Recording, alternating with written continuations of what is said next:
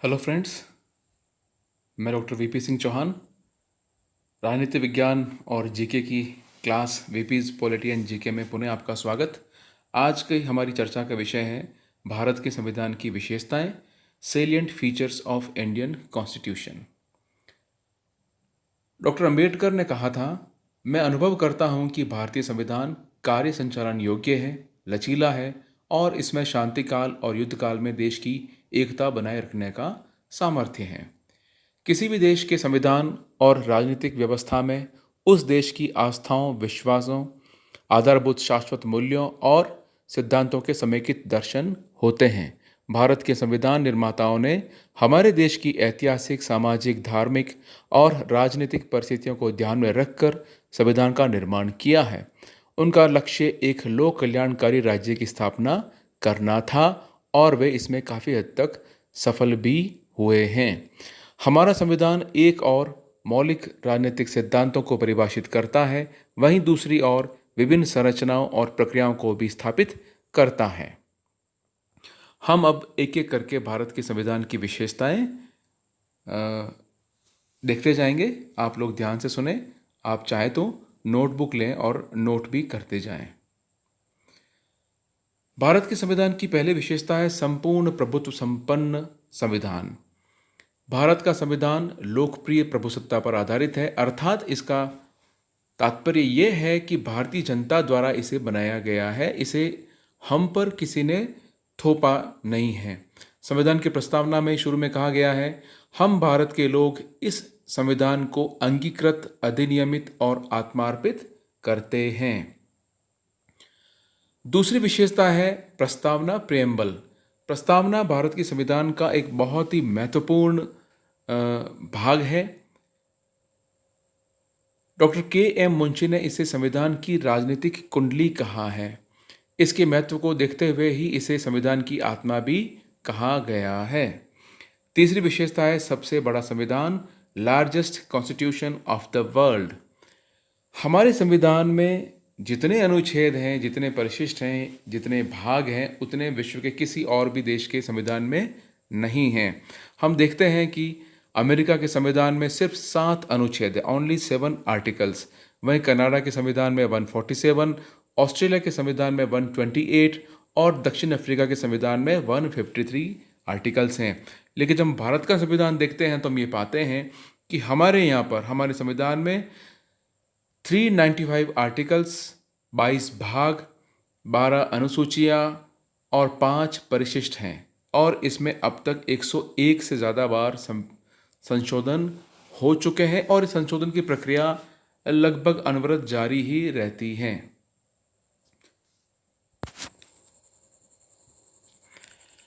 अगली विशेषता है, चौथी विशेषता, लिखित और निर्मित संविधान।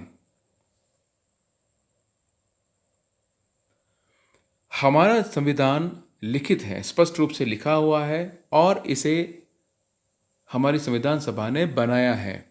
संविधान सभा ने इसे 2 वर्ष 11 माह 18 दिन में तैयार कर दिया था। नेक्स्ट फीचर है संसदीय शासन व्यवस्था, पार्लियामेंट्री सिस्टम। हमारे देश में इंग्लैंड की परंपरा को देखते हुए संसदीय शासन व्यवस्था अपनाई गई है। हमने शासन व्यवस्था इंग्लैंड से ली है।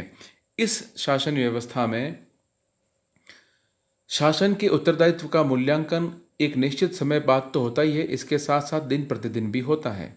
इस व्यवस्था में कार्यपालिका सामूहिक रूप से व्यवस्थापिका के प्रति उत्तरदायी होती है। राष्ट्रपति का पद गरिमा और प्रतिष्ठा का होता है, उसकी स्थिति संवैधानिक प्रधान की होती है, लेकिन उसके सारे अधिकारों का, सारी शक्तियों का वास्तविक प्रयोग मंत्रिमंडल करता है और मंत्रिमंडल के मुखिया होने के नाते प्रधानमंत्री करता है। इस व्यवस्था में प्रधानमंत्री ही मंत्रिमंडल का नेतृत्व करता है। छठी विशेषता है मौलिक अधिकार और कर्तव्य, fundamental rights and duties. Bharat के संविधान में भाग 3 में अनुच्छेद 12 से 35 तक मौलिक अधिकारों का वर्णन किया गया है। मूल संविधान में 7 मौलिक अधिकार हमारे संविधान निर्माताओं ने इसमें दिए थे, लेकिन 44वें संविधान संशोधन के बाद मौलिक अधिकारों की सूची से संपत्ति के अधिकार को हटा दिया गया है। अब हमारे यहाँ पर 6 मौलिक अधिकार हैं। नंबर 1 समता का अधिकार, नंबर 2 स्वतंत्रता का अधिकार, नंबर 3 शोषण के विरुद्ध अधिकार, नंबर 4 धार्मिक स्वतंत्रता का अधिकार, नंबर 5 संस्कृति और शिक्षा संबंधी अधिकार और नंबर 6 संवैधानिक उपचारों का अधिकार। इसके साथ ही 86वें संविधान संशोधन दिसंबर 2002 के द्वारा एक और मौलिक अधिकारों की सूची में जोड़ा गया है, जो है शिक्षा का मूल अधिकार। 6 से 14 वर्ष के बालकों को अनिवार्य और निःशुल्क शिक्षा का अधिकार संविधान में दिया गया है और इसे स्थान दिया गया है अनुच्छेद 21A में। इसके साथ साथ हम ये देखते हैं कि हमारे संविधान में मौलिक कर्तव्यों का भी प्रावधान किया गया है। मौलिक कर्तव्य मूल संविधान में नहीं थे। इन्हें बाद में 1976 में 42वें संविधान संशोधन के द्वारा जोड़ा गया है। इनकी संख्या 10 हैं, 10 थी उस समय, लेकिन अभी 1 अप्रैल 2010 के द्वारा इसमें 11वां मौलिक कर्तव्य भी जोड़ दिया गया है। और ये मौलिक कर्तव्य है 6 से 14 वर्ष के जो बच्चे हैं उन्हें शिक्षा के अवसर उपलब्ध कराना अभिभावकों का कर्तव्य है। इस तरह से हमारे यहाँ पर 6 मौलिक अधिकार और 11 मौलिक कर्तव्य संविधान में शामिल हैं।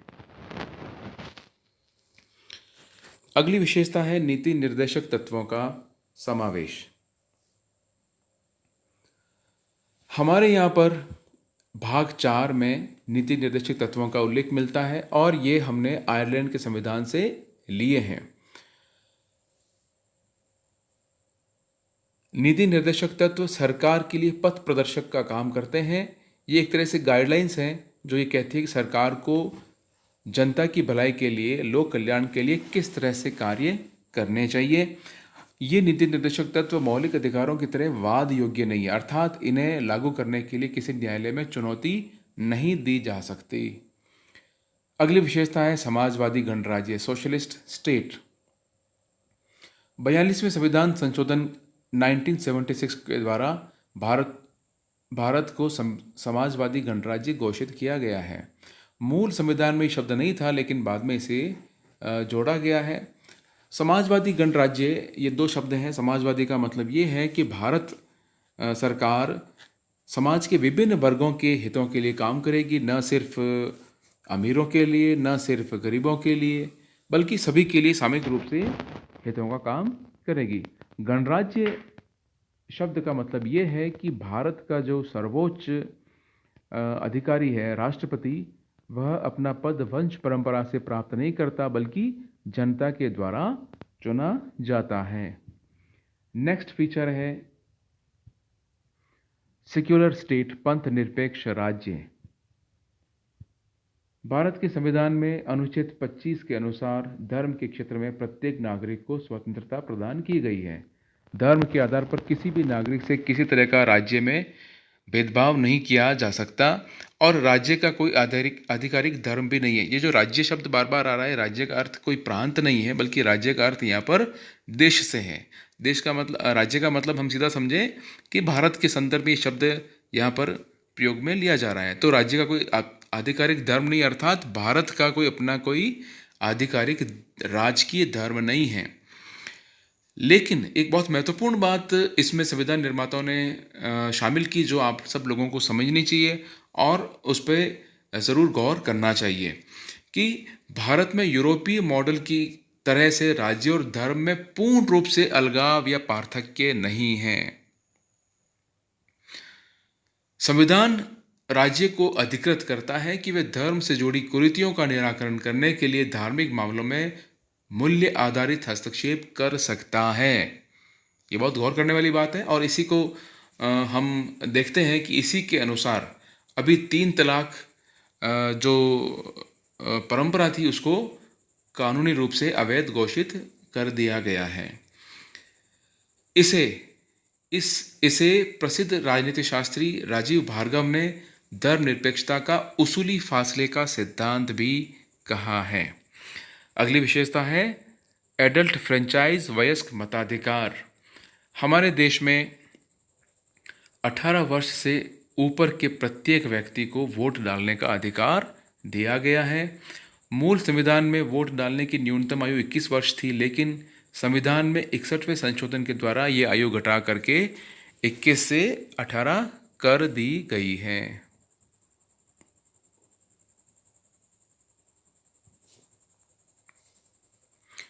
अगली विशेषता है एकात्मक और संघात्मक का संयोग, remarkable fusion of unitary and federal elements.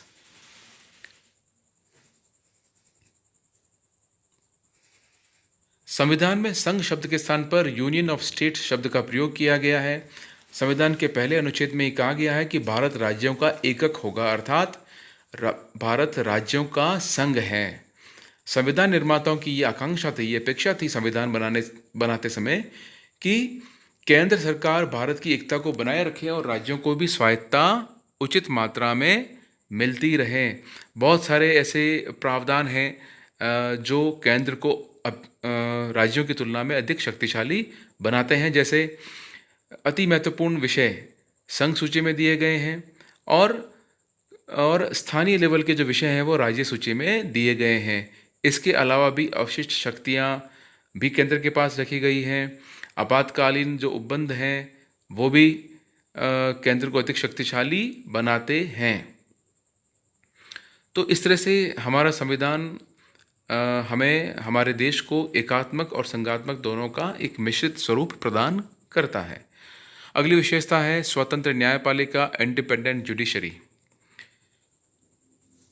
हमारे यहाँ पर संविधान में ये प्रावधान कर दिया गया कि न्यायपालिका पर किसी तरह का कार्यपालिका द्वारा अनुचित हस्तक्षेप या दबाव नहीं किया जाए। भारत के राष्ट्रपति द्वारा सर्वोच्च और उच्च न्यायालय के न्यायाधीशों की नियुक्ति की जाती है और उन्हें संसद में महाभियोग द्वारा हटाया जा सकता है। लेकिन ये जो नियुक्ति की जाती है, ये नियुक्ति एक विशेष प्रक्रिया के द्वारा होती है जिसे कॉलेजियम व्यवस्था कहते हैं। यानी कि नियुक्ति राष्ट्रपति करता है, लेकिन किन्हें नियुक्त करेगा उसकी सिफारिश जो हमारे जजेज हैं उनका एक प्रतिनिधिमंडल कहें या उनका ग्रुप है वो तय करता है, और उनमें से ही किसी को राष्ट्रपति जज के रूप में या न्यायाधीश के रूप में नियुक्त करता है। अब इसके साथ साथ इनको हटाने की प्रक्रिया भी बड़ी जटिल है। इनको कार्यपालिका या राष्ट्रपति या प्रधानमंत्री एक साधारण तरीके से अपने पद से हटा नहीं सकते। इनको हटाने की एक विशेष प्रक्रिया जिसको कहते हैं महाभियोग। इस महाभियोग के बारे में हम आगे जो टॉपिक आएगा उसमें विस्तृत चर्चा करेंगे। फिलहाल हम ये समझ लेते हैं कि न्यायाधीश को हटाना और नियुक्त करना प्रत्यक्ष रूप से कार्यपालिका के क्षेत्र में नहीं है। अगली विशेषता है कठोरता और लचीलेपन का मिश्रण। भारत का संविधान कठोरता और लचीलेपन का मिश्रण है।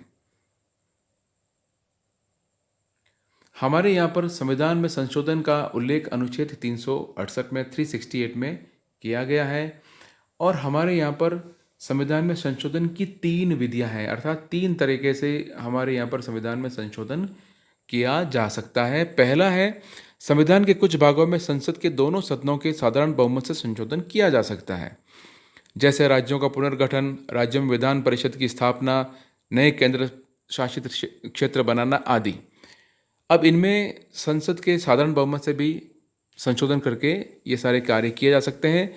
दूसरा जो तरीका है उसमें क्या है कि संसद के दोनों सदनों के पूर्ण बहुमत के अलावा उपस्थित सदस्यों के 2/3 बहुमत की भी आवश्यकता इसमें होती है। और तीसरा जो तरीका है वो थोड़ा जटिल है, और उसमें यह है कि कुछ ऐसे विषय हैं जिनके लिए एक विशेष प्रक्रिया अपनाई जाती है। वो विषय हैं राष्ट्रपति का निर्वाचन की पद्धति, केंद्र और राज्यों के बीच में शक्ति विभाजन। ये जो विषय हैं, अगर इनमें किसी तरह का संशोधन करना हो तो संसद के दोनों सदनों के पूर्ण बहुमत के साथ साथ उपस्थित सदस्यों के 2/3 बहुमत के साथ साथ कम से कम आधे राज्यों की विधानमंडलों का समर्थन भी आवश्यक है।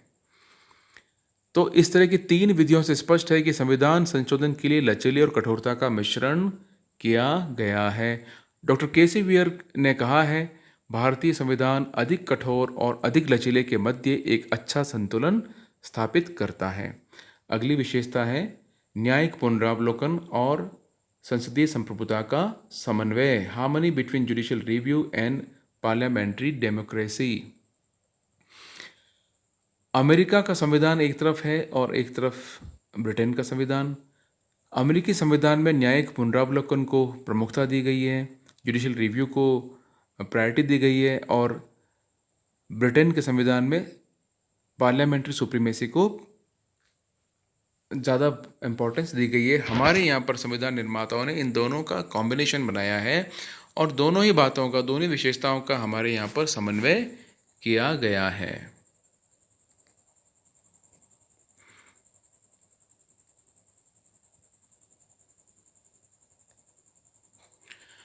अगली विशेषता है विश्व शांति का समर्थक।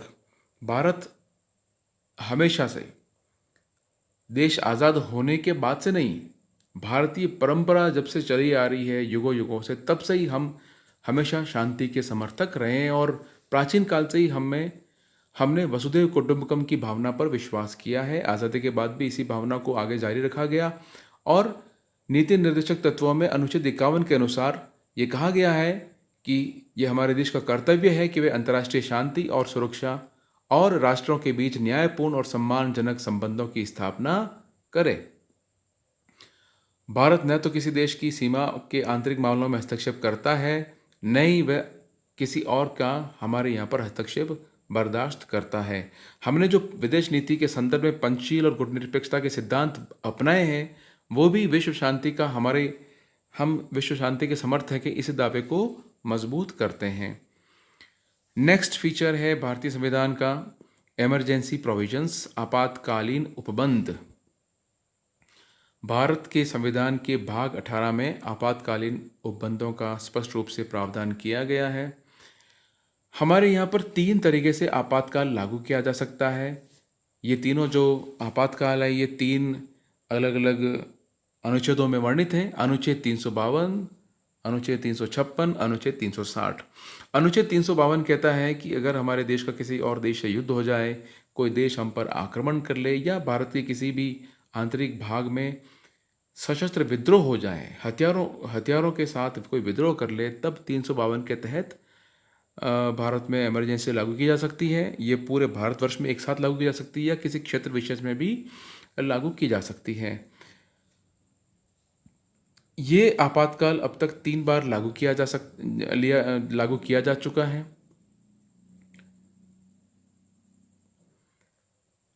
फिर है अनुच्छेद 356। अगर किसी प्रांत में, भारत के किसी प्रांत में कोई सरकार संविधान के अनुसार नहीं चले, अगर केंद्र सरकार को ये लगे कि कोई प्रांतीय सरकार संविधान के अनुसार अपना दायित्व का निर्वाह करने में सफल नहीं हो पा रही है, तो उस सरकार को अपदस्थ किया जा सकता है और वहाँ का सारा प्रशासनिक कार्य अपने हाथ में लिया जा सकता है। वहाँ पर राष्ट्रपति शासन लगाया जा सकता है। अनुच्छेद 360, इसके अंतर्गत वित्तीय आपात का प्रावधान है।